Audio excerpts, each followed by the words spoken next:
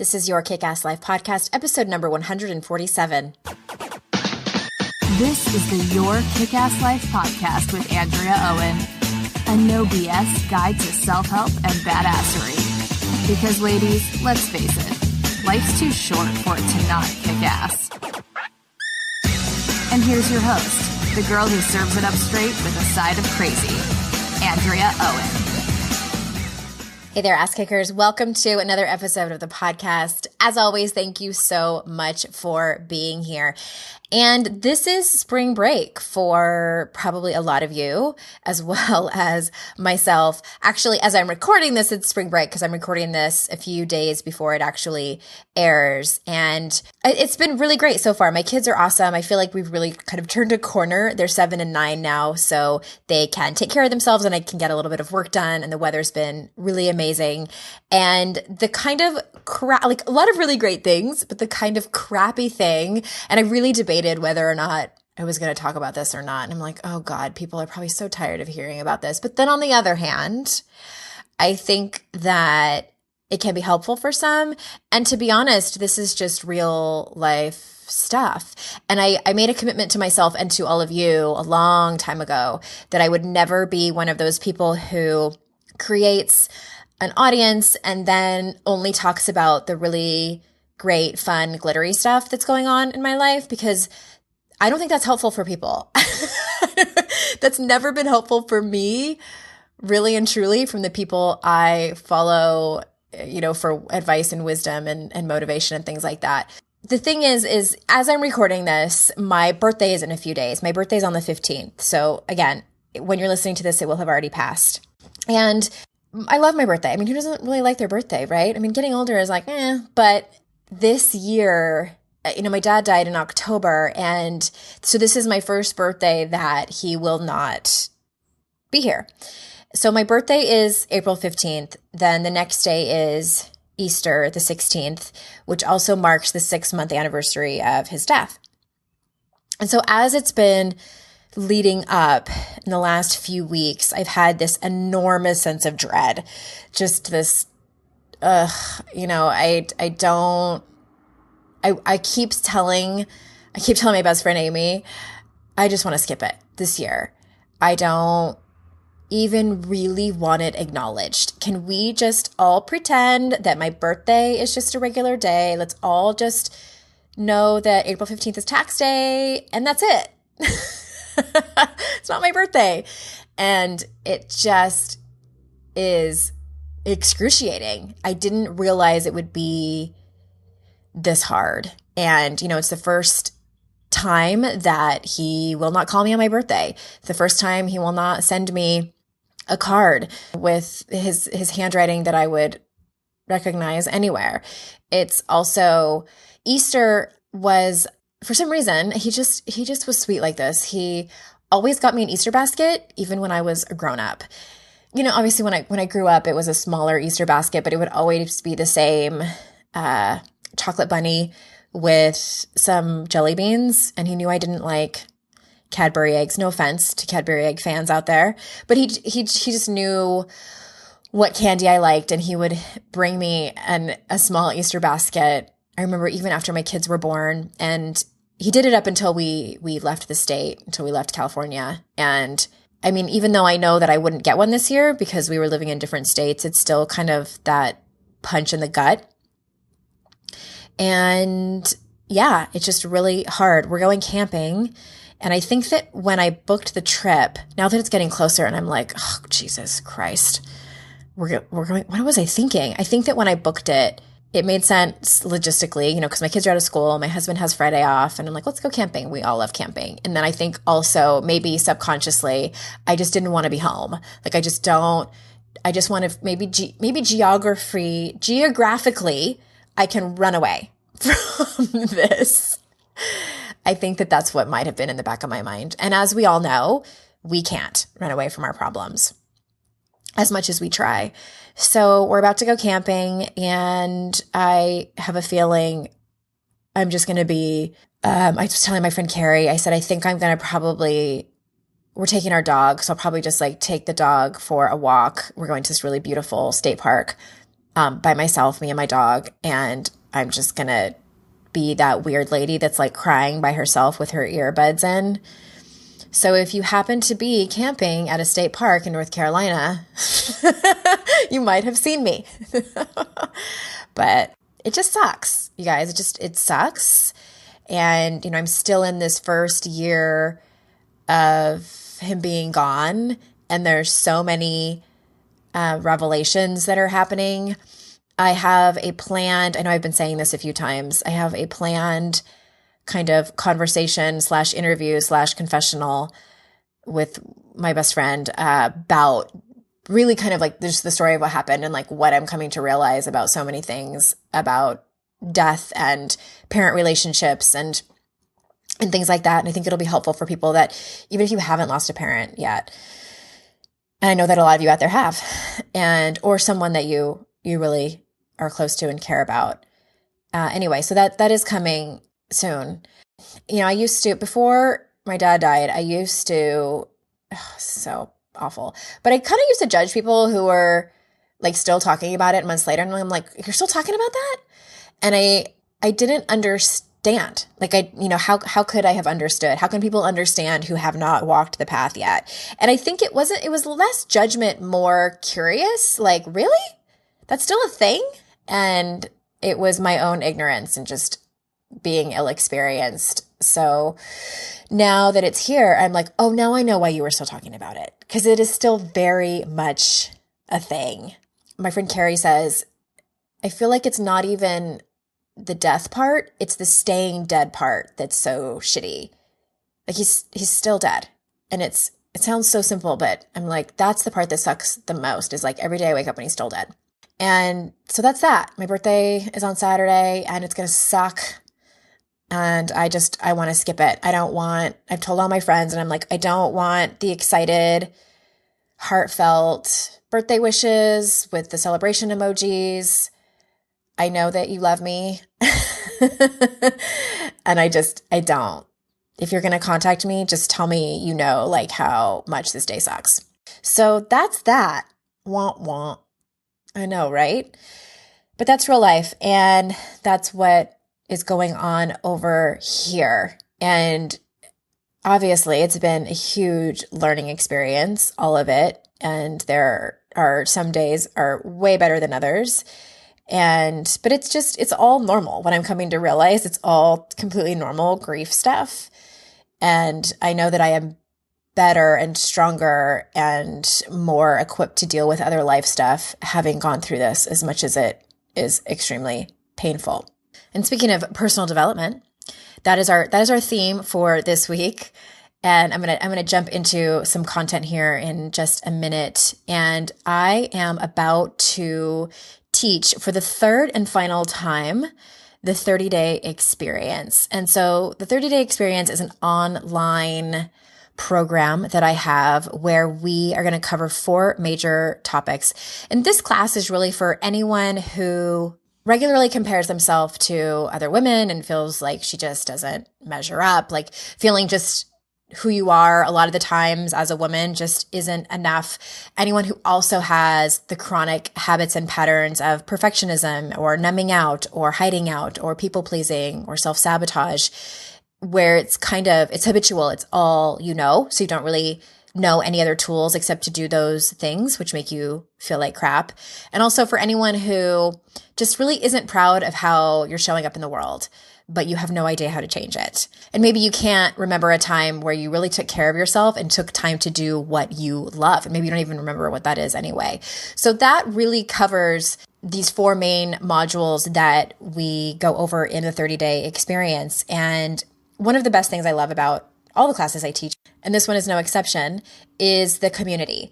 So a few dozen women have already signed up for this class. I'm very excited to get started. We start on April 24th, and you can find out all about it at 30dayexperience.com. That's the numbers 30 30dayexperience.com. There's some special bonuses. There's a little bit of a price break going on right now for a few more days for you.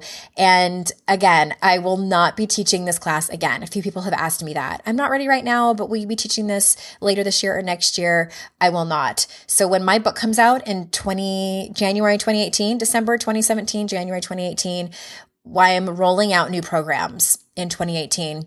And I will not be teaching this particular one. And to be totally transparent and honest with you, this is the last time I'm going to be rolling out this much content and this much personal support at this price. So if you want to take a class with me where I can answer your personal questions, where you can be guided by me personally, where you can get this much content, you probably want to join us. 30dayexperience.com. There's a link to it in the show notes. And let's jump into the content, shall we?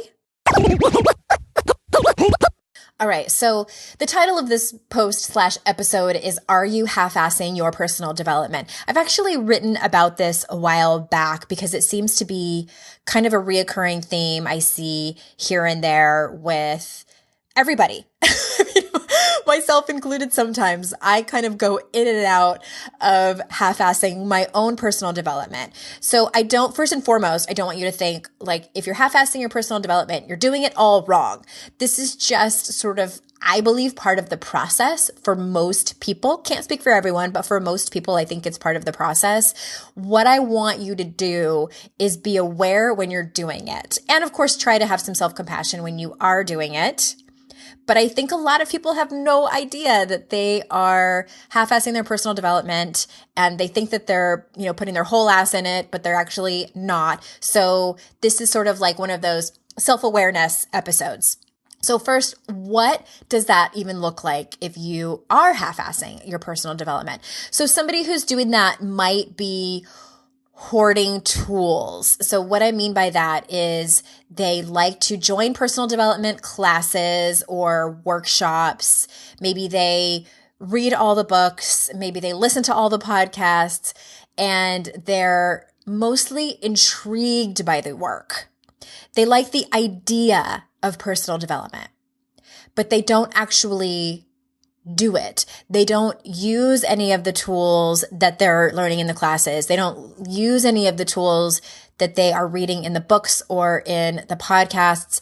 They just kind of like put them in their personal development closet for later. Again, they like the idea of it. And the reasons that some people do that are noble and valid. I think the most common one is that they might just not be ready. You're just not ready. And I think that, I've said this before, I think everyone has a different level of pain tolerance that they are willing to take in their lives before they are ready to change. I think some people can take a lot of pain and suffering before they are ready to take action to change. And I think some people can take not that much. And maybe you are somebody who can take a lot and you're just not ready. Another reason that maybe you're hoarding tools and not actually doing anything is maybe you're scared it won't work for you. Maybe you are scared of the uncomfortableness. The whole being scared it won't work for you.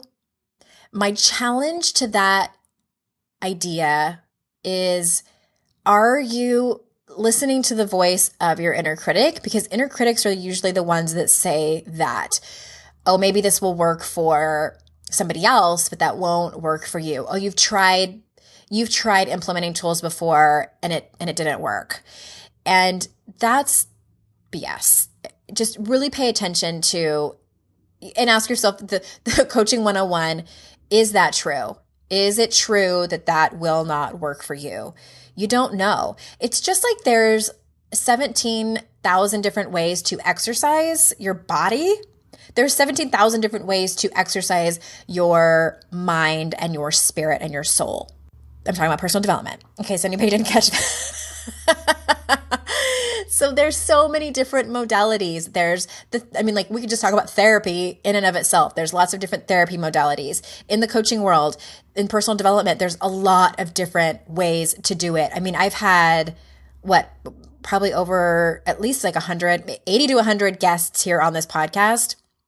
And they have all offered I have had people come on and talk about flower essences. I have had people come on and talk about creativity for healing and hypnotism and hormones and actual physical exercise. There's so many different ways to heal yourself and grow and move forward.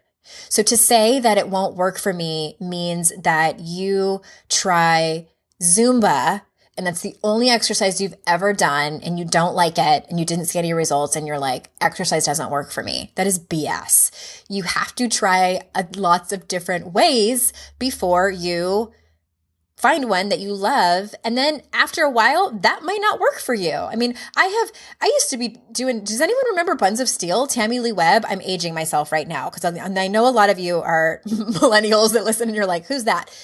And also Tybo. Who remembers Tybo? Like I've jumped so many different ways of exercising throughout my life, and personal development is the same way. What works for you for a little while might evolve and change. And also maybe you're half-assing your personal development because you are scared of the uncomfortableness, which I am with you, sister. Like I was that person who was so afraid of the uncomfortableness, I avoided it altogether. And I developed a muscle and I was like an expert, still can be if I call on it, at pushing everything out and just like, nope, too difficult. Don't want to do this. So maybe that's another reason. Like you really want to, you like the idea of the work and pay attention to all of it. But when maybe you dip a toe in and you're like, nope, too uncomfortable. So just something to think about. And maybe you're half-assing it because you're not committed enough. And that kind of goes back to you're just not ready. And I think that the question becomes, when you look at the alternative really is to stay the same where you are and possibly get a little bit worse. I'm not trying to scare y'all, but as we get older, I don't think that we really, if we're in pain, it tends to get worse. I know that the women that come to me for private one-on-one work, they are at a place where they have been at that moment of they've tied a knot at the end of their rope and they have been hanging on and it's like their palms have been sweating and they're like, I can't do this anymore. I am committed. So they tend to get really amazing results because they are in it to win it. They are completely committed to the work. So I think you do kind of have to get to that point. Like if you want to see the results and also if you're just kind of like dabbling in it and that feels good to you and you feel like that's enough, like if you feel in your heart of hearts that that's enough, then I applaud you. I think that that's perfect for you. I say over and over again over here that your personal development journey, my friend Amy says, like there's a reason they call it personal development because it is personal to each person. Say that fast. And I think that's great. I think there's nothing wrong with that. If that feels great to you, if you just kind of dabble in it every once in a while. But I know that there's a lot of you who really, like you listen to all the podcasts on personal development and you read all the books. Like you love this. Like this is your purpose. You are ready to change. So I'm talking to all of you. Another way you might be half-assing your personal development is if you are just talking about the work and not actually doing it. So maybe you're telling people about it. Maybe at work, you're telling somebody about Brene Brown's books. And, she talks about shame and courage and vulnerability. And it's so interesting. And maybe you're citing statistics that you've heard. And maybe you've read the same book as your friend and you're talking about the concepts. That's just it. You're just talking about it. You're not actually applying it to your own life. So the work is about actually doing it in your own life, but it's also an emotional and sometimes physical journey. And what I mean by that is, if you do any kind of like somatic work, but it's not all cerebral. And trust me when I say like, I wish it was all cerebral because, I know that a lot of you listening to are like, yes, I wish I could just think my way through this. And I've tried and it works a little bit. Works a little bit, works until it doesn't. And then you got to kind of, throw the other stuff in the crock pot as well. But yeah, I see that really come and happen too. It's just you talk about it and talk about it and talk about it, but you're not actually doing it. Or maybe you're trying to help other people with their work instead of yours. I see this happen a lot too. I was the queen of this as well, is like, oh, let me tell you how you're doing it wrong. Oh, let me tell you about this book that I read where this will probably help you. Let me tell you let me diagnose you. Let me tell you what expert you need to listen to, which I think is great sometimes and helpful. But are you doing that all the time? Are you doing that so much where you're ignoring your own work? Are you giving out advice that you need to take yourself? Okay. And then also maybe you think that your personal development journey is like a list of things that are kind of outside of you that need to be done. Like you have a checklist. Okay. Like I'm going to get my juicer and drink my green smoothies and do my yoga every day. And, maybe if I look the part, if I wear boho skirts or Lululemon pants or a crown of flowers or I'm being like half facetious here, but we see this all the time, 10 steps for enlightenment. And it's things like that, which don't get me wrong. I have a juicer. I love my Breville juicer. And every once in a blue moon, I do yoga and things like that. And all the things are important. But again, it's not things that are just outside of you. These are all things that are internal work. And again, all of those things are great. Not to say don't ever do any of those things. And many of us dip in and out of them, or maybe you live there with your list and it's totally fine. But my question is, are you living there? Are you in a place where you're checking off the boxes and it's kind of more cerebral things and things outside of you, but you're not actually doing the internal work? So let's talk about what the work actually does look like, because I'm not just going to sit here and say like, oh, don't do all of these things. And I think some people are curious, like, okay, what else? What does it actually look like to quote unquote, do the personal development work? But before I do that, here is a quick word from our sponsor. People ask me all the time, what are the tools I should use for my small business? There's so many things to manage. Welcome to life being self-employed. Is it challenging? Yes, but our friends at FreshBooks believe the rewards are so worth it. The working world has changed with the growth of the internet. There's never been more opportunities for the self-employed. To meet this need, FreshBooks is excited to announce the launch of an all-new version of their cloud accounting software. It's been redesigned from the ground up and custom built for exactly the way you work. Get ready for the simplest way to be more productive, organized, and most importantly, get paid quickly. The all-new FreshBooks is not only ridiculously easy to use, it's also packed full of powerful features like being able to create and send professional-looking invoices in less than 30 seconds, set up online payments with just a couple of clicks, and get paid up to 4 days faster. See when your client has seen your invoice to put an end to the guessing game. And FreshBooks is offering a 30-day unrestricted free trial to my listeners. To claim it, just go to freshbooks.com/kickass and enter your kickass life in the How Did You Hear About Us section. All right, so what does doing personal development actually look like?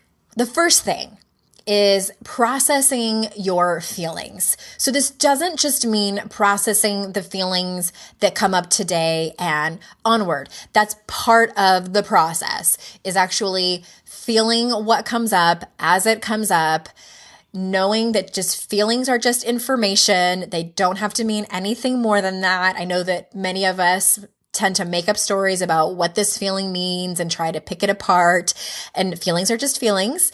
But it also means going back and processing old feelings as they come up. Maybe you've never dealt with something really big that happened. Maybe you have poo-pooed a story or circumstance that happened in your life where you're kind of like, oh, it really wasn't that big of a deal, but it really was a big deal. Maybe you haven't really dealt with it. And then also, stuff that you have maybe dealt with could come up again. I know that was like a surprise for me. And I'm like, what the shit is this? I thought I had dealt with this already. And again, that goes back to just being okay with the fact that this is just how feelings work. Sometimes it's just how grief works. And just being okay and looking at feelings as just being information, allowing feelings to come up as they happen. I know that, again, like I mentioned before, I have learned how to it's like kind of like whack-a-mole, like trying to like push them back down as they come up. But really it's like, what if you just like let them come up? And that was just it. I know it sounds so simple, but really just that concept has completely changed my life. What else does it look like? So it also looks like setting boundaries and having hard conversations. Boundaries, that's one of those things that is always an ongoing thing in people's lives, and really is one of those things that I think most people struggle with. I believe especially women.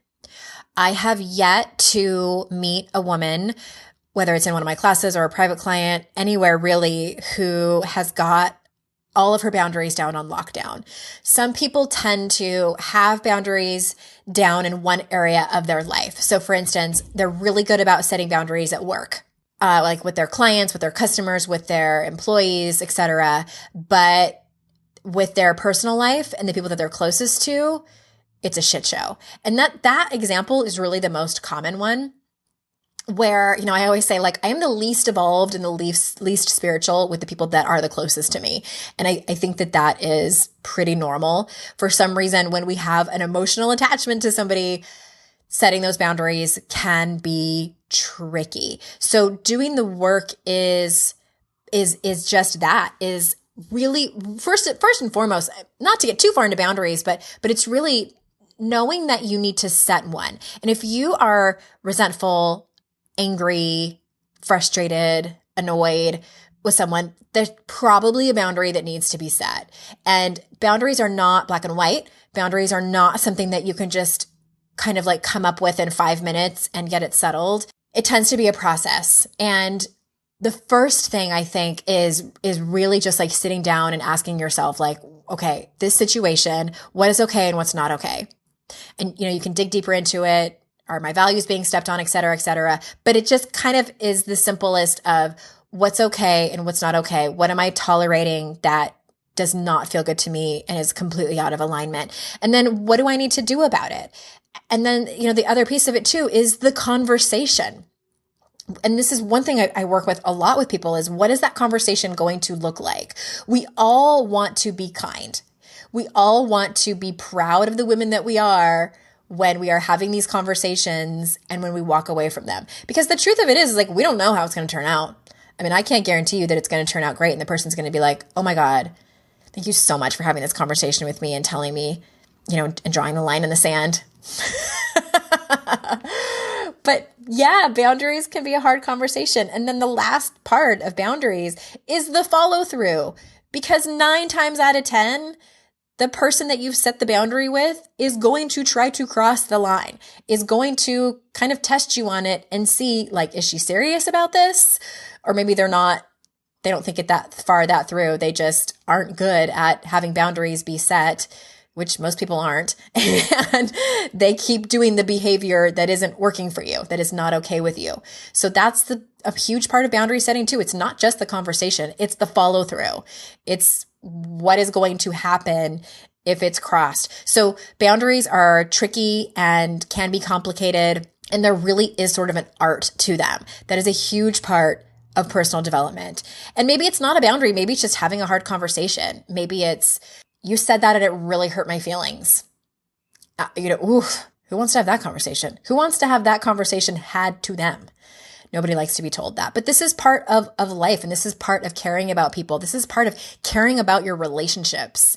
And that is personal development. So what also does the work look like? It also looks like going to therapy or counseling. I'm a huge fan of those things. And I think that we get to a certain age and you don't come out unscathed. And I think everyone can benefit from therapy. I think everyone has stuff that they need to talk out. I think talk therapy can be a wonderful tool for most people to learn how to process their emotions and just be able to get it out with someone that they trust. I think also part of the work is finding what spirituality looks like for you. And for many of us, I think that it's not necessarily what we grew up learning what spirituality was. And you might go through a spiritual transition, or maybe your spiritual beliefs are the same as you had growing up, but the practice might look a little bit different. And it's kind of like many of us grow up and we get to like this weird place. And especially like when we have children, I don't know if this happened to anyone else, but I was like, oh my God, literally, how, no pun intended, how am I going to talk to my children about this? What do I want them to know? What do I want them to see me doing? What do I want them to know that I believe? What do I want them to figure out for themselves? What kind of questions do I want them to answer for themselves? What kind of autonomy do I want them to have in their own spirituality? So again, there's all these different layers. And I think that the bottom line of it is, in your personal development journey, what do you want to have? What do you want to believe in? What do you want to have faith in that is bigger than you?